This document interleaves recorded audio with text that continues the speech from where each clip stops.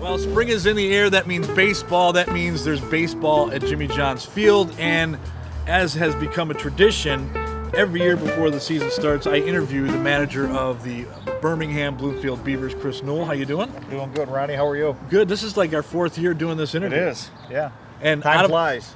Out of the 3 interviews we've conducted, 2 of those have ended in the season has ended in championship form. Yeah. You guys repeated last year.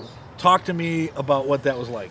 Well, it was great. Obviously, to win one was super hard, and to come back with the same mentality with somewhat of a different group of guys, but still have that mentality, and to actually set a goal.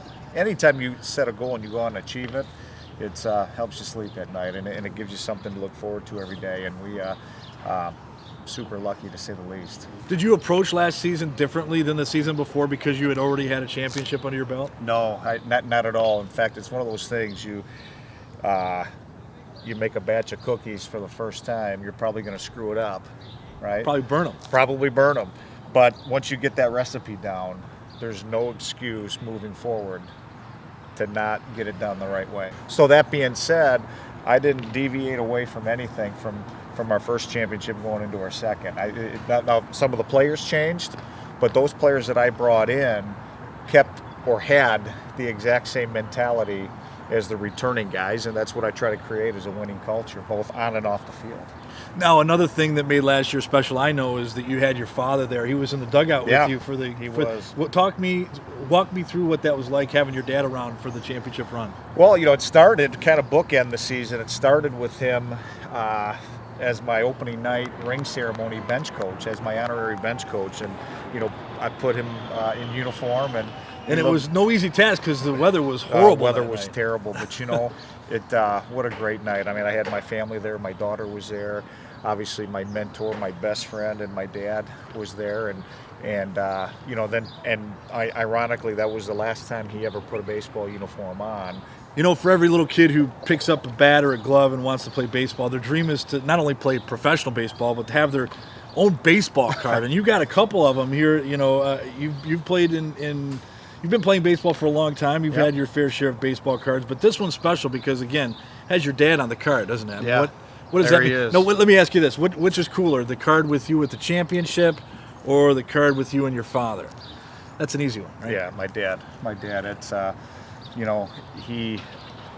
he loved this game so much, and I used to, as a young kid, collecting baseball cards, I used to always ask him, Dad, did you ever get your own card? And he would always say, I never made it because I don't have my own card. Well, Dad, as this is your card, buddy. And he's watching over you. Yeah.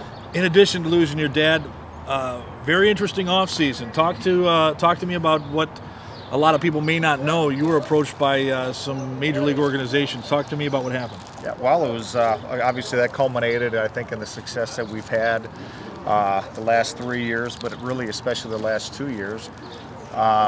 2 great organizations, the Mets and the Cardinals, contacted me, and I was in a real good position to kind of maybe move on from the USPBL. And first off, what did who approached you? What was the Mets or the Cardinals approached you, right? The Cardinals approached me first. And what did they hire? What were they looking for? As a hitting coach. Okay. They flew me down to Jupiter, Florida, beautiful spring training complex. Hitting coach for both.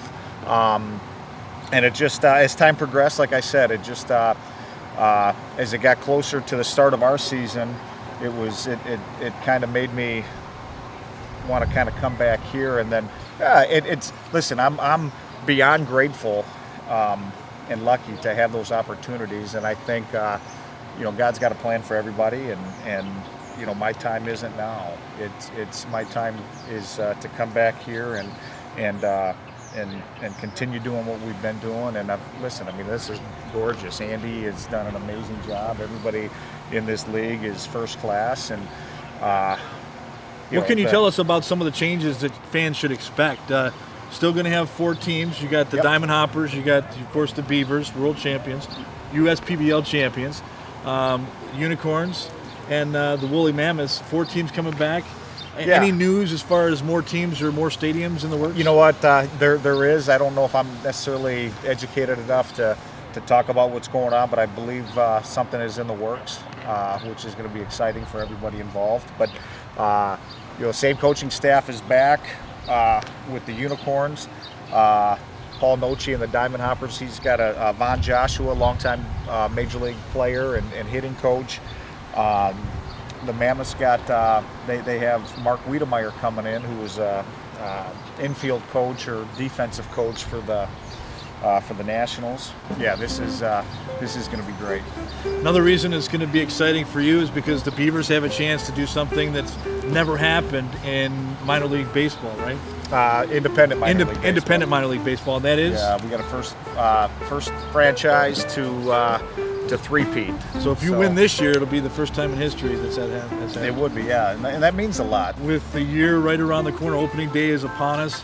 How do you like your chances to three-peat and make something happen that's never happened before? I feel real good about it. If I didn't, I wouldn't be here.